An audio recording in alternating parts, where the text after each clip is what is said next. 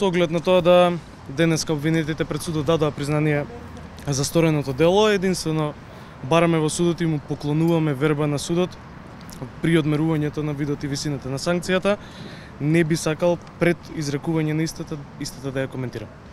Не во однос на коментирање на казната направија вашите обвинети пресврт со тврдењата. Никој не знаеше во јавноста зошто се украдени парите. Вашиот обвинет, кој прво обвинет во случајот, рече дека ги земал затоа што бил во долгови и имал сериозни закани. Меѓутоа не слушнавме каде се парите. Дали се вратени? Парите, мислам очигледно е дека не се вратени. Прв пат денеска обвинетиот кажа дека парите се земени не од лукративни причини, туку од причини што навистина имал сериозни проблеми. А каде се, стварно не знам. Во однос на останатите обвинети, им се извини и ја бараше и нивната затворска казна. Судот знае тоа како ќе го определи. Меѓутоа, како они не знаеле за што станува збор, значи тој самиот го испланирал и ги вовел во нешто што...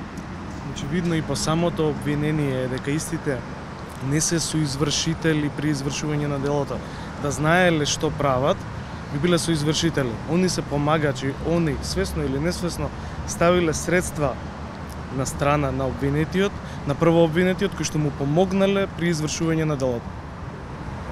Може ли да ни кажете под какви закани бил? Јас на вистина не знам, денеска прв пат, денеска го слушнав во судница.